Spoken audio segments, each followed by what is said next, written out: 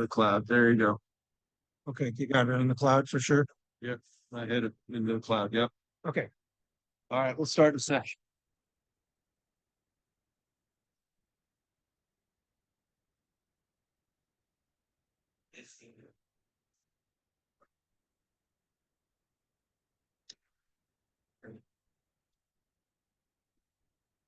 All right, we're all set to go here.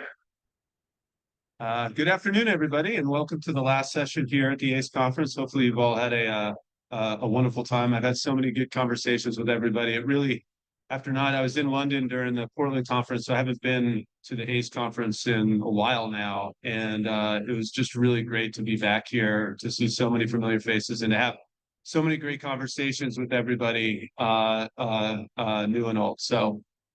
Thanks everybody for coming. The last lunch session here, what we're going to do is do the award ceremony. So I'm going to introduce a couple of the awardees. The first two I'm just going to read through because unfortunately they can't be here for the ceremony, but I'll read through what the award is and a couple of things from the awards committee as to why they received those awards.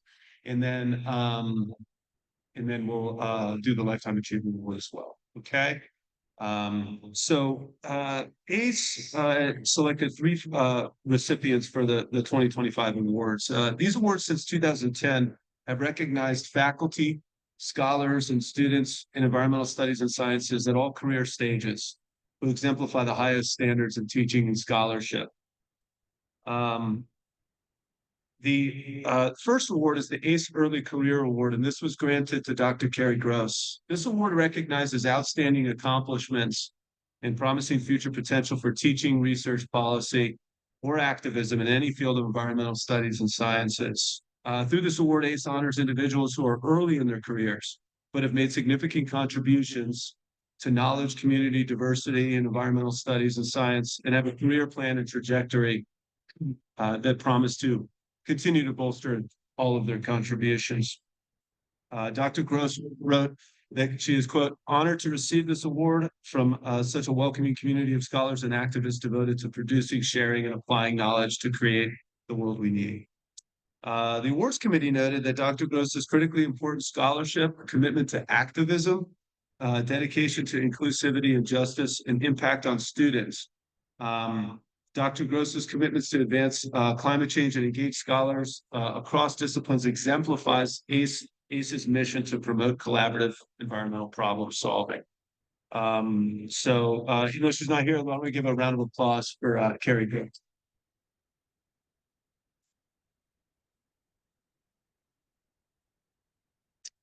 The second award is ACE's Mid-Career Award, and this was awarded to Dr. Jacob Park, who was here but had to leave this morning to catch a flight out of here. This award honors individuals who are mid-career and have made significant contributions to environmental studies or environmental sciences for at least 10 years. Through this award, ACE recognizes outstanding accomplishments and sustained excellence in research, policy, activism, or a combination of all these areas. Upon learning of this award, Dr. Park shared that I am grateful to ACE for this award and for recognizing something I've always believed in, the importance of cultivating an integrated, interdisciplinary approach to teaching, research, and scholarly engagement. The awards committee noted strong scholarship, commitment to interdisciplinarity, contributions to the work critically important, which are contributions to the work critically important to institutions such as UNEP, IUCN, as well as work supporting the next generation of ESS scholars. Dr. Park really exemplifies the spirit of ACE in terms of scholarly and participatory approaches to environmental studies and sciences. So why don't we give a round of applause for Dr. Jacob Park as well. The third award is the William Freudenburg Lifetime Achievement Award. And for this award, we have a special opportunity to hear from two people that have been very important to ACE for a very long time. So to introduce this year's award winner, I would like to invite David Passenthal up.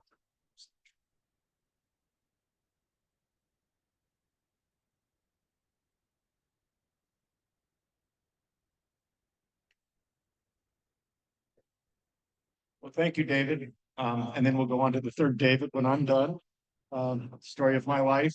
Thank you all for being here. ACE is such a tremendous part of my life, and I'm so excited that all of you are involved and continue to contribute. I want to briefly read what I can't call him William, what the Bill Freudenburg Award is for. It honors members of the profession who have dedicated their lives to strengthening our field by mentoring the next generation of environmental scientists and activists, by fostering disciplinary and human diversity in environmental science and studies, and by engaging in outreach to critical decision makers and the public. So that is what we are awarding David Blockstein, recognizing David Blockstein for. So I want to just go back a little bit. 25 years ago, just about exactly, I started my career in a Department of Environmental Studies, and I went looking for my professional organization, and it did not exist. And that was frustrating to me for a number of years. I'm also a scholar of risk analysis, which Bill Freudenburg was very well known for. In my second year as an academic, I got up the guts to tell Bill Freudenburg I'd like to meet him at the Society for Risk Analysis conference. And he said yes. And I thought, oh my goodness, I'm going to have a few minutes with a luminary. I better figure out what to say and how to dress and all that. So I waited for him, and he showed up, and he said, Dave, it's damn good to finally meet you. Let's go get a beer, which is the philosophy that ACE has had ever since, I believe. It was evidence to me that that's how one ought to be as a senior scholar. And so I try to do that now. And then 19 years ago, Bill Freudenburg and a number of other people organized a conference, a summit in Santa Barbara, to explore the idea of having something like ACE. It's something which became ACE. And David Blockstein presented, I believe, on the Council of Environmental Deans and Directors in NCSE and a number of other things. And I'm like, oh, I want to be part of this. And I found David, he may not remember this, but I found him sitting at the second floor in the Bren School on a little bench, and he was madly scribbling something. And I interrupted him and said, hey, I want to be involved in the things I can do. And it turns out he was exactly the right person to say that to, because I've had the fortune of working with David on the Council of Environmental Deans Directors, NCSE, and NSF climate grant. But I think the most impactful thing that we've worked on together has been ACE. And what David is just a tremendous convener. He brings people together, he connects people, he facilitates groups, he musters resources, and most impressively to me, he delegates work to people over whom he has no formal authority. And they do it. And they're glad to do it because it's for a mission and it's for a cause. And so he really has been the great convener of ACE. And let's see, I had some, if Bill Freudenburg was the driving force behind ACE, and I think David was planning to say a little bit more about Bill as that driving force, I think David is the person who provided the matrix that allowed ACE to grow. Again, he convenes people, he brought people together, he connected us, he nudged people when they were going too slow or when we were starting to get off in the wrong direction. He pulled back the reins when people like me wanted to just charge forward and let's incorporate tomorrow and be an organization. He says he asked questions. And so he has been just really fundamentally formative to ACE. Personally, David's a mentor, he's a friend, he's a collaborator, and he's been an inspiration. And he's been so valuable to my career and to my life. So I knew Bill Freudenburg moderately well. I didn't know him real well. Unfortunately, he passed away shortly after the first official ACE meeting in Wisconsin, but I did know him well enough that I'm confident he would be thrilled at the selection of David Blockstein for this award. So David, thank you for what you've done and congratulations.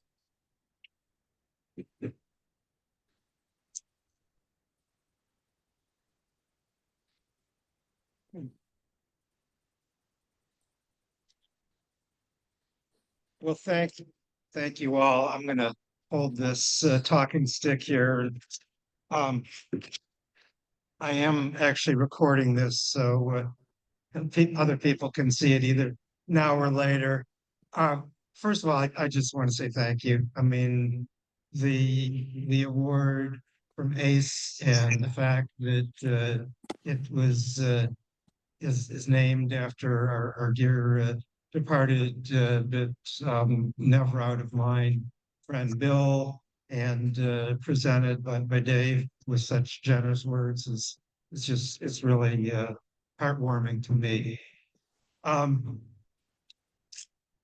I have a lot to say, so, and I understand, some of you may need to go, so that's fine. I'm not going to be insulted and, go up and get food or catch your flights or whatever you need to do. But yeah, first I do want to talk a little bit more about Bill, because sadly, even though everybody here is part of Bill's legacy, that many of you didn't have the opportunity to meet him in person. And I think Dave's encounter with him was very typical. My first encounter, I was back at my home, Madison, Wisconsin, back at my postdoctoral institution at University of Wisconsin Madison, about to go off to Washington to start a career life-changing fellowship work with Congress, sponsored by the American Society of Zoologists and the American Institute of Biological Sciences. And somebody told me that this Professor Freudenburg from rural sociology was had been a fellow in DC, and so I went to, and he'd been with the American Political Science Fellowship, and so he was there for a shorter period of time. Anyway, so I went to go see him and immediately had great affinity with Bill because of our similar styles in terms of our offices. That I don't think I probably didn't sit because I don't think there was an uncovered chair, and he may not have. I may not have actually seen him over what probably was a desk underneath the papers, but his piles were, I think, maybe neater than the piles of paper that surround my life. But anyway, so we struck it off immediately, and then, as Dave said, I spent time in DC. I worked with a group that was we helped to found called the then it was called the Committee for the National Institute for the Environment, and then formed into the National Council for Science and the Environment, and later the Global Council. And we had a group. Part of what we were trying to do is really very relevant. Well, all of it is relevant to this community, which was to build a world that would be supportive and, in all senses, for interdisciplinary environmental research, education, communication, and connections with decision making. And we initially tried through the sort of Dr. Smith goes to Washington idea that, well, the difference between environment and ecology and the rest of sciences, that they have NIH and we don't. So we should have a National Institute for the Environment, and that didn't quite happen. But we did form the National Council. We said, okay, we need to bring together the leaders of environmental programs, interdisciplinary environmental programs, and to have essentially the people, the criteria was sort of the highest level environmental person at a college or university that actually controlled some kind of a budget, because then they had some power. And so we, with the help from various people, formed a Council of Environmental Deans and Directors. And as Dave became a part of that, and we were hearing things, well, we need things for our faculty. We need to have places for these conversations and all of that. And so Bill came to one of our meetings in January, about 18 years ago, I guess. And he talked about this idea of a professional society. And he said, so I'm going to invite you to Santa Barbara, great place to come in February for, as he referred to it, an academic's version of a party. And so we came, and Bill put forth his vision for a professional society. And one of his primary motivations was for people in the tenure and promotion process to say that there needed to be some place with a flagship journal that people can publish in and be recognized or their colleagues who don't understand what they do, but given the credibility of that field with the journal. And so I think this is one of the things that we have clearly accomplished very well under the leadership of Tony Rosenberg, our first editor-in-chief, and now the capable hands of Teresa Yarrow Badar as the current editor-in-chief, that we have that flagship journal. I went to the summit with even a grander vision, because that's always the way I am, with the idea that we didn't just need a professional society, but we needed the equivalent of the American Institute of Biological Sciences for the environmental field. And so we should form a confederation where all of the different environmental professional societies should come together, and we should form that. And we did a lot of discussion and planning over the couple of years. My idea, as Dave said, okay, well, we got to have this structured and planned out and planning things. And Bill's idea was what he called adaptive management, which really was, okay, let's just get the damn thing started and we'll see how it goes.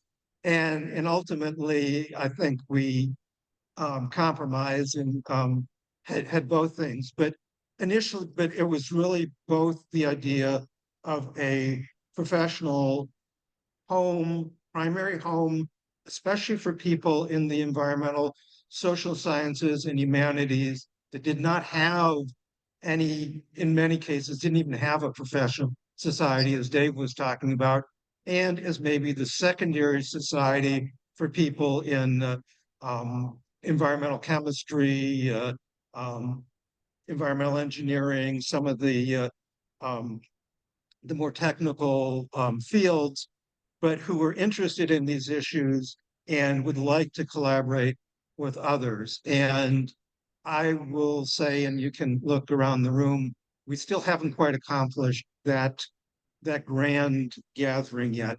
But Bill produced, came with all of this energy and enthusiasm and a great sense of humor. His idea of an award was to give everybody a bottle of $2 Chuck, which, if you don't know what it is, look it up. It's now, I think, $3 at least, but cheap beer, essentially, or cheap wine, sorry. And Bill, as Dave said, at our first formal meeting at the University of Wisconsin-Madison, Bill was dying of cancer, but God bless him. He was there lugging around his enormous briefcase. I don't know what he had in there. Maybe it was a case or several bottles of $3 Chuck or something. And he had a Santa Barbara undergraduate student who was sort of going around and keeping him going. And so, Bill, God bless you. I'm so honored to receive this award in your name. So, as my dad used to say, this is all before I got started. I want to say something before I get started. So that's before that's the prelim.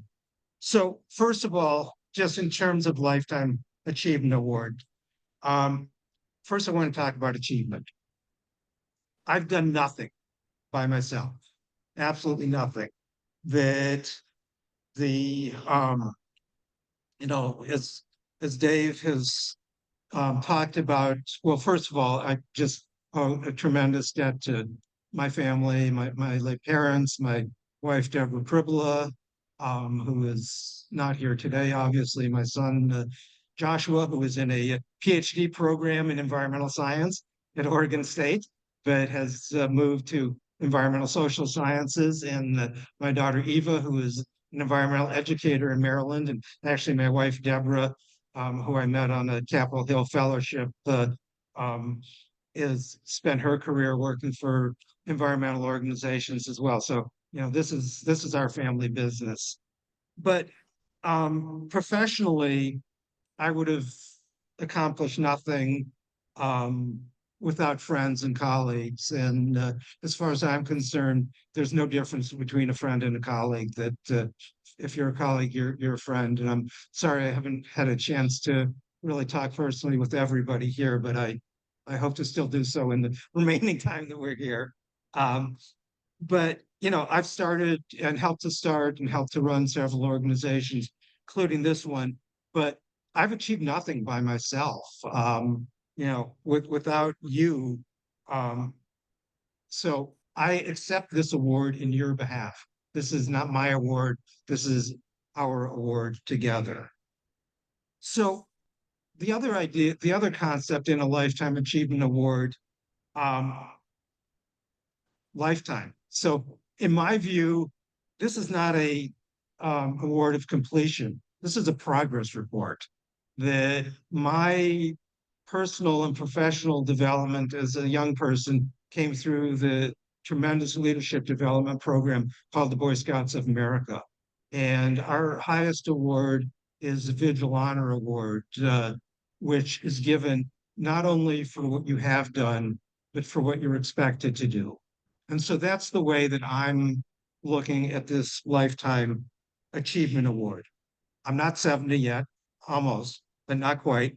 So I'm hoping that, if we can continue to work together, maybe I'll get another Lifetime Achievement Award in 20 or so years that, we can all work on that together, and I can be your surrogate for that. So I also need to obviously talk about the context, the real world context that we are in right now.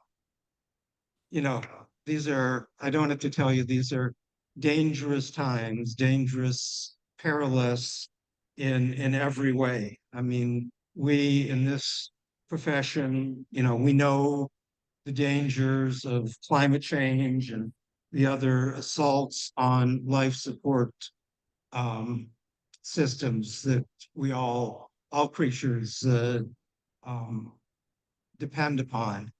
And, we can add the current situation where the current US government is tearing down everything that, in my opinion, makes America great. And, you know, democracy, the Constitution, free speech and expression, honesty, truth, respect for each other and the institutions, diversity, justice, inclusion, respect for each other, for our institutions, for free speech, the free press, public education, private education, the institutions, the other elements of the society that America has been building and trying to perfect for nearly 3 centuries now. So, in this context, the assault on the environment is almost an afterthought. I mean, it's not getting the headlines, but we know what's going on in terms of, dismantling of not just all of federal government, but targeted parts of federal government, the EPA and NOAA and U.S. Agency for International Development, et cetera, et cetera. And so, I mean, it's really easy and perfectly legitimate, really, for us to, us and our students to really be in a state of despair. And that is, they're, I'm a scientist. I do evidence-based. There's great evidence for us to be doing all of that. But I think that just like in the case of climate change, the damage is already great. The time is very short, but there's much that we must do right now. And the way that I look at the world, and the antidote to despair is action. And so with the theme of this meeting, our relentless optimism comes from what we do, from our colleagues, from our students, from our community, from ourselves, and from our values. So I want to talk just a little bit about sort of practical actions and ways to do that. Quite a while ago, I don't know, a couple decades or more ago, I gave a talk with the provocative title of how to lose your political virginity while maintaining your scientific credibility. I believe it was at a talk of the Society of Conservation Biologists, and it is published in Bioscience, I think 1991. So take a look. It's, I think, very relevant. Um, I'm not going to go over the whole talk, but I will say, if you've not yet lost your political virginity, this is the time, folks. That I will just summarize a couple of the key points. That it is our personal and professional responsibilities to be advocates for the environment. If we, as one of my mentors and heroes, the late great Tom Lovejoy, said, that if we explain what we're doing, that we are in no way compromising our position as professionals. I'm paraphrasing him on that. But we need to explain what we know. We need to explain the evidence, even in a state where truth is under great assault. But just as we do with our students and when we teach, we lay out what's going on, what the evidence, what our conclusions are, trying to show, sort of where the boundaries are between our conclusions, between the data and our conclusions. But we can maintain our credibility and be effective as advocates for the environment and for the other things that we do and believe in. I'm going to talk a bit about Congress because that's the environment that I've operated in, and because obviously it's a lot of these things are happening on the national scale. But it's a lot easier, it's a lot more accessible, and it's super important that we work on the local level. That where's Kate? She left, I guess. Oh, there, Kate in back. Congratulations to Kate Mardix, who just got appointed to her local school board as of last night. So this is an example of working locally.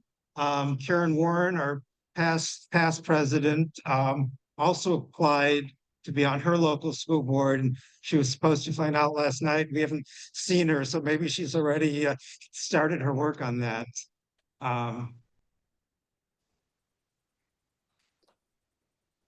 Okay, she left at 3 a.m., so we don't know. But anyway, but yes, but it's easier to be operating locally, but it's also important to be operating nationally. So when I was a congressional fellow, I was working with the what was then called the Natural Resources, Agricultural Research and Environment Subcommittee of the Committee on Science, Space, and Technology, now shortened to the Science Committee. And the staff director, Dr. Harold Hansen, gave a talk and then published an article in Science called The 10 Commandments. The formal first name of the talk was for academics who want to influence Congress. I think it's shorter in the Science article, but you can Google it. I just did this morning. It's still accessible actually through some Springer page of all things. So I'm not going to do all 10, but number one is know thy congressman. And you can substitute that for any other elected or appointed official for that. Number two is know about thy congressman. In other words, what motivates them? And there are various motivations, there are various influences, but just like you can do sort of a power mapping exercise to see sort of, where people's influence comes from and who you can work through to influence them, you can do that with Congress. The third is thou shalt not limit visitation to crisis situations. Well, we're in a crisis situation, so if you haven't done it before, this is a time. Number 4 is know thy congressman staff people, because a lot of the work that is done on Capitol Hill and in the government and in any body is done by the staff. And the secret about congressional staff is, if you think about your students, that's them. They may not have taken your courses. And that's one of the things we need to work on, is how we get environment and sustainability embedded across the curriculum. But these are 20-somethings who, have a fresh, shiny political science degree and worked for a campaign and got awarded a job on Capitol Hill. But these are the people to talk to, because they are the brokers. And, it's essential. I'm not going to do the rest of the 10, but right now, obviously, it's really essential to be focusing on the Senate, because with the big bad budget bill that is working its way through Congress, the Senate, both because of its power and because of its rules, has a lot of ability to change things that are in the bill. And there's a lot that's in there. Focus on senators from both parties, regardless, whatever party you have, whether you're whoever's representing your state, whether you're their party or not.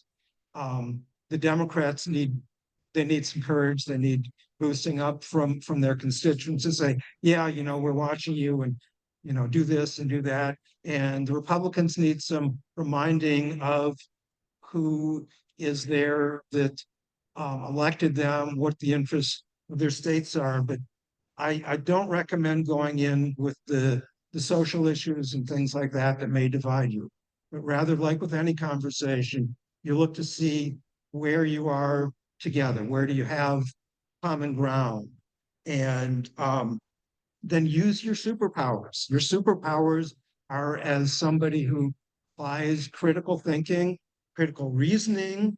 You're an educator and you're an environmental scholar. So come in with those superpowers and have conversations and try to,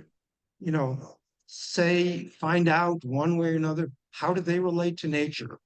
And almost everybody does in some way, whether they, are have gardens in their homes, or whether they're hunters or anglers or bird watchers. We did for several years an ornithology group that I'm involved in.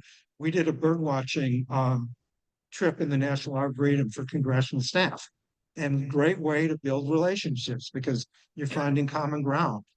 And so start with that and kind of find those common values and talk to them. And then also, be very specific and personalize it. And I am getting towards the end. But obviously right now, one of the key issues, I don't have to tell you, is budget cuts, especially for education and research. And certainly, before you talk to you can write letters as a citizen and identify yourself, but before you actually have conversations, it's probably a good idea to check with the federal relations people and the senior officials at your college or university, just because you don't want to mess up any professional relationships that they have. But, we all tell stories, and that's how we learn.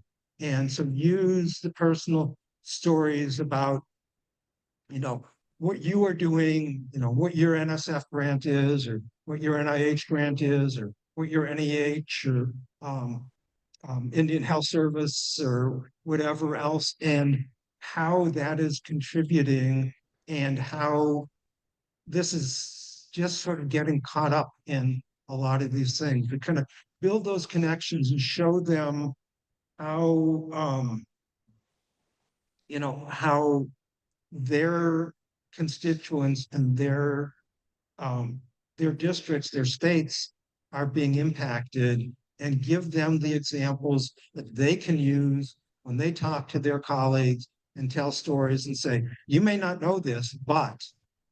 And then also go in and talk about some of the things, if you're working on issues related to energy or some of the energy justice things, talk about what's in the Inflation Reduction Act and how important it is to keep funding for energy efficiency programs and for low-income housing and for transition to renewables, and do a little bit of research and give them a little bit of data. Don't give them too much, because again, these are not scientists, these are stories people. And so give them some stories with a few numbers. One thing I also learned that I'll pass on in my training as a congressional fellow, Lynn Korn, who describes herself as a dirty boots biologist and spent a career with the Congressional Research Service, said, if you're writing for Congress, write one piece of paper, one side, and if you feel a second page coming on, just walk away until that feeling passes, because they're not going to turn it. And we're all academics. We want to give them, all of our papers and all of that. They just don't have time. I mean, they may be interested, but you got to keep it light. And the way that people in policymakers communicate really is by bullets and by stories. So, you want to do that. All right, what else? And then I guess also, talk about the economic benefits. You don't have to have a great deal of knowledge about them, but you can look some things up.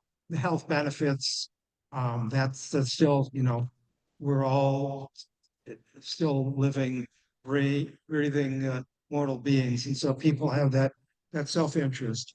And then get involved personally. We can't all follow but I encourage you to think about it, follow the pathway of being in the AAS Science and Technology Fellowship Program, to come to work in Capitol Hill, or even still with the federal agencies, even though that's much dicier these days. Follow Kate and Karen's example, which I've never done, and run for public office, or even put yourself up to be appointed for office. Get involved in political campaigns, give money, work, knock on doors, talk to people. It's a little bit intimidating, but they're just like your students. They're human beings, and you all know how to talk to people. And so that's part of your superpower as well, and use it. I can go on for a long time, but I'm not. I will wrap it up because I want to talk about ACE. I want to specifically talk about ACE now. In my view, this is why we need ACE now more than ever. That, this is our community, this is our professional home, this is our personal support system. I think we've all gained lots of strength and courage by being here together and commiserating and learning from each other and sharing things. And we need to keep building on that. I will say that ACE has never had a public policy committee. We've talked about this from the beginning, and sort of part of the thought was, well, we really need to get our internal act together. And I would say, well, if not now, when? We need to step up in terms of ACE. So just yesterday, I told Kate that I want to join the membership committee. So here's my first act as a member of the membership committee. When I looked at the list of who was registered for this meeting, I was surprised. What I was surprised is that there are a whole bunch of people who are here, maybe even some who are sitting in this room, who are not ACE members. What's the deal, folks? If you were coming to this meeting, join the damn organization. It's not that much more money. And the benefits are just so great compared to the costs. And, not only just join, but be active. Bring your students to meetings. Tell your students about it. When they graduate, give them a ACE membership as a graduation present. What could be a better way to launch their professional career than that? Bring your colleagues to conferences. Talk to everybody you know. I mean, this is this is one of our things that we really need to do is to scale because we all need each other, especially at this time. So again, I thank you all for everything that you do, for being here. We all need to step up. We all need to, we're all, I mean, I know we're stressed, we're stretched, but the times are calling us. Our students are calling us. The world is calling us. And so let's all work together and, you know, in 20 years or so, let's collectively get another Lifetime Achievement Award. So thank you all.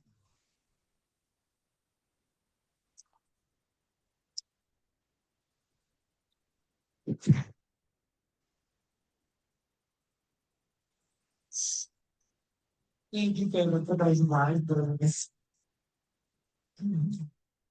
I just have a couple of short announcements because I know we're right at the end here. Just a couple of logistics things. I know I went to a lot of presentations where I'd love to see the slide deck, and on FeedLoop you can upload any resources you want, including slides, to your presentation. So I encourage everyone who's willing to do that to do so that we can easily access all the great resources that people shared.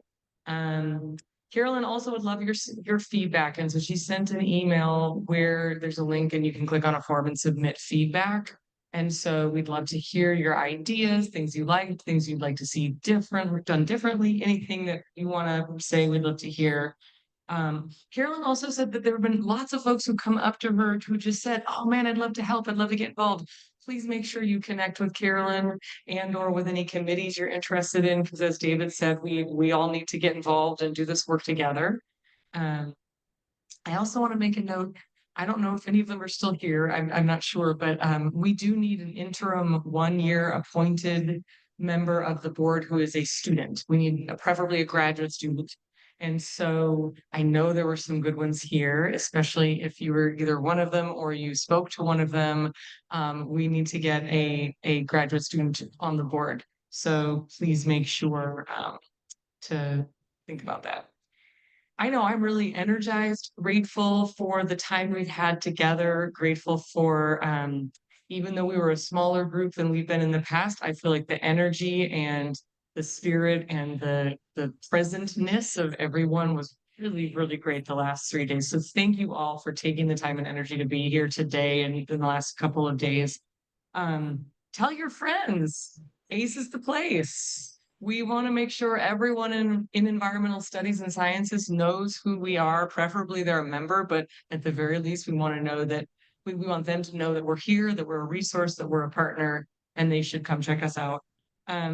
The very last thing I have is that I know some of you are flying out today, but for those of you who are staying or for the folks who are local, we're just going to have one last gathering at 5 o'clock at St. Paul Brewing, which is about 1.5 miles away. You could either Uber or walk. It's, probably about a 30-minute walk or so.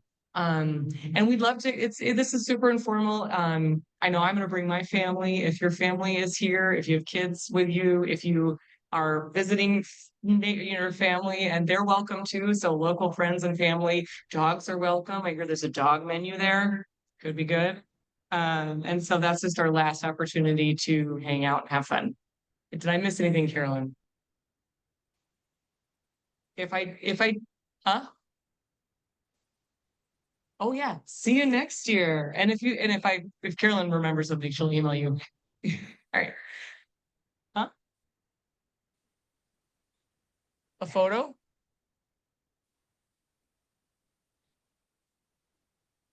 Oh yeah, let's acknowledge the photo contest winners. Is that what you're saying? It's hard for me to hear from up here. Yeah, yeah.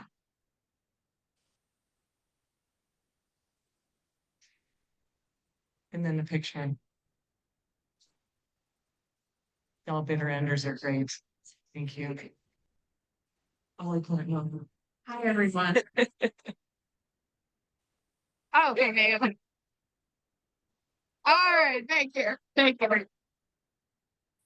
Man, I feel like this is the Emmys. I should be like, thank you so much for all the support. But seriously, if for everyone who's thanked me for a great event, I tried to remember to say it's a team effort because it's true. I have support behind me at home. Actually, my husband's right here wandering around back there. And I have 3 children who support me, and I have a board that supports me and lots of friends at ACE. So thank you. But what I want to do is Laura, Henry Stone and I came up with this brainchild of let's have a photo contest. And so it was inaugural and we did it. And without further ado, Natalia is one of our finalists, if you'd like to stand. She submitted a photo, the conference theme, justice, resilience, and urgent optimism. And you've been seeing it cycle on here. It is now posted on our website as well. And our other finalists, and this was an anonymous blind vote, so we did not know who we were. The judges did not know who they were voting for. Was Brianne with reflection. Yay!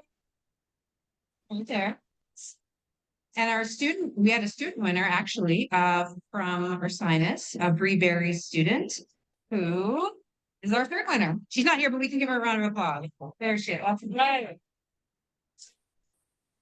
So we are looking to do this again in the future. And so if you see this call come out over email, we do send some email now and again. Please forward it. You don't have to be an ACE member to enter this. It's open to anybody, and we will have little prizes for people of their choice. So thank you. I think that's it. You're all dismissed.